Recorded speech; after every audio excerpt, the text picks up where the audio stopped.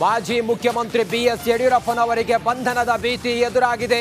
ಈಗ ಕೋರ್ಟ್ ಅವರಿಗೆ ಜಾಮೀನು ರಹಿತ ವಾರೆಂಟ್ ಅನ್ನು ಇಶ್ಯೂ ಮಾಡಿದೆ.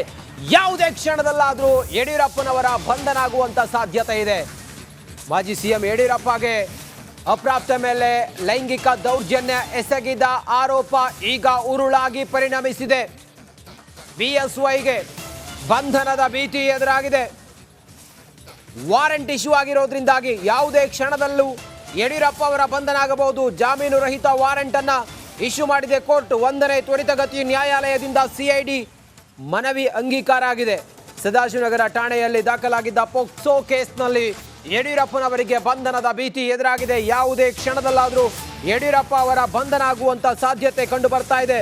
ಆ ಮೂಲಕ ಯಡಿಯೂರಪ್ಪ ಅವರ ವಿರುದ್ಧ ಅಪ್ರಾಪ್ತೆ ಮೇಲೆ ಲೈಂಗಿಕ ದೌರ್ಜನ್ಯದ ಆರೋಪದ ಹಿನ್ನೆಲೆಯಲ್ಲಿ ಯಡಿಯೂರಪ್ಪ ಅವರ ಮೇಲೆ ಈಗ ಜಾಮೀನು ರಹಿತ ವಾರೆಂಟ್ ಇಶ್ಯೂ ಆಗಿದೆ.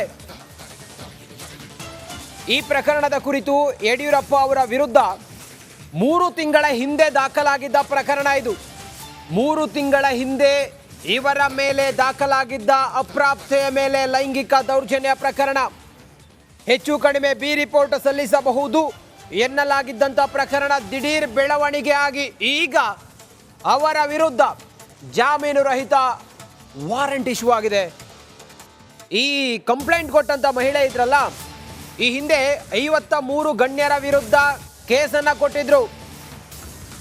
ಇದೆಲ್ಲದರ ನಡುವೆ ಈಗ ಮಾಜಿ ಸಿಎಂಗೆ ಇದೇ ಮಹಿಳೆ ಕೊಟ್ಟಂತ ದೂರಿನ ಅನ್ವಯ 17 ವರ್ಷದ ಅಪ್ರಾಪ್ತ ಯುವತಿ ಮೇಲೆ ಯಡಿಯೂರಪ್ಪನವರು ಲೈಂಗಿಕ ದೌರ್ಜನ್ಯ ಎಸಗಿದ್ದಾರೆ ಅಂತೇಳಿ ಬಾಲಕಿಯ ತಾಯಿ ಕೊಟ್ಟಂತ ದೂರಿನ ಅನ್ವಯ ಯಡಿಯೂರಪ್ಪನವರಿಗೆ ಈಗ ಕಂಟಕ ಎದುರಾಗಿ ನಡಿ ಈಗ ಶುರು ಮಾಡೋಣ.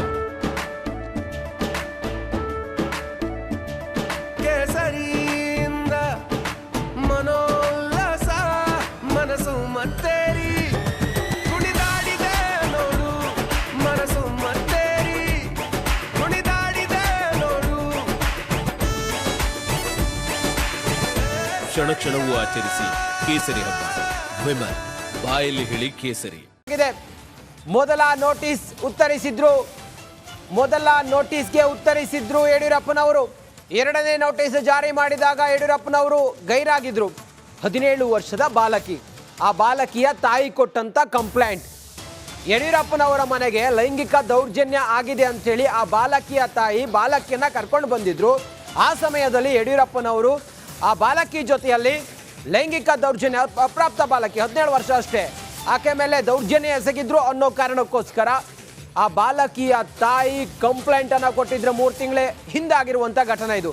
ಅದಾದ ನಂತರ ಕಾರಣಾಂತರಗಳಿಂದ ಆರೋಗ್ಯದ ಸಮಸ್ಯೆಯಿಂದಾಗಿ ಆ ಬಾಲಕಿಯ ತಾಯಿ ಮೃತಪಡ್ತಾರೆ. ಈಗ ಈ ಪ್ರಕರಣ ಯಡಿಯೂರಪ್ಪನವರಿಗೆ ಕಂಟಕವಾಗಿ ಪರಿಣಮಿಸಿದೆ.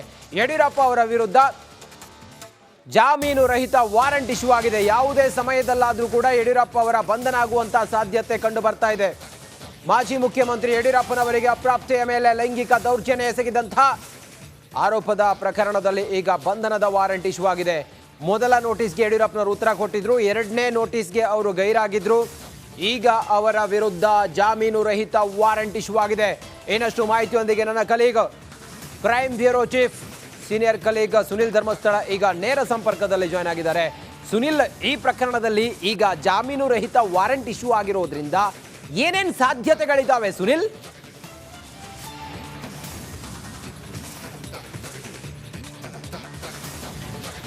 ಎಸ್ ರಂಜಿತ್, ಮಾಜಿ ಸಿಎಂ ಯಡಿಯೂರಪ್ಪ ವಿರುದ್ಧ ಜಾಮೀನು ರಹಿತ ವಾರೆಂಟ್ ಇಶ್ಯೂ ಆಗಿರೋದ್ರಿಂದಾಗಿ ಯಾವುದೇ ಕ್ಷಣದಲ್ಲಿ ತನಿಖಾಧಿಕಾರಿಗಳು ಅವ್ರನ್ನ ಅರೆಸ್ಟ್ ಮಾಡುವಂಥ ಚಾನ್ಸಸ್ ಇದೆ. ಸದ್ಯದ ಮಟ್ಟಿಗೆ ಹೇಳೋದಾದ್ರೆ ಯಡಿಯೂರಪ್ಪನವರು ಎಲ್ಲಿದ್ದಾರೆ ಅನ್ನೋದು ಗೊತ್ತಿಲ್ಲ. Sunil just hold. ಈ ಕುರಿತಾಗಿ ನಮ್ಮ ಜೊತೆಯಲ್ಲಿ ಮಾತಾಡೋದಕ್ಕೆ ದೂರುದಾರೆಯ ಪರವಾದ ವಕೀಲರು ಬಾಲಣ್ಣವರು, ಹಿರಿಯ ವಕೀಲರು ನಮ್ಮ ಜೊತೆಲಿ ಈಗ ಸಂಪರ್ಕದಲ್ಲಿದ್ದಾರೆ. ಬಾಲಣ್ಣವರೇ ನಮಸ್ಕಾರ. ನಮಸ್ಕಾರ ಸರ್, ಈಗ ಯಡಿಯೂರಪ್ಪ ಅವ್ರ ವಿರುದ್ಧ ಜಾಮೀನು ರಹಿತ ವಾರೆಂಟ್ ಇಶ್ಯೂ ಆಗಿದೆ. ಏನೇನ್ ಸಾಧ್ಯತೆಗಳಿರ್ತವೆ ಈ ಸಮಯಕ್ಕೆ, ಈ ಸಂದರ್ಭಕ್ಕೆ ಸರ್? ಈಗ ಅವರು ಒಂದು ಪ್ರಭಾವಿ ಎಕ್ಸ್ ಚೀಫ್ ಮಿನಿಸ್ಟ್ರು, ದೆನ್ ಅವ್ರ ಮಗ ಸ್ಟೇಟ್ ಬಿಜೆಪಿ ಪಕ್ಷದ ಅಧ್ಯಕ್ಷರು ಮತ್ತು MP, ಅವ್ರ ಪಾರ್ಟಿನವರು ಅಪೋಸಿಷನ್ ಲೀಡರ್ ಆಗಿದ್ದಾರೆ ಕೇಂದ್ರ ಸರ್ಕಾರದಲ್ಲಿ.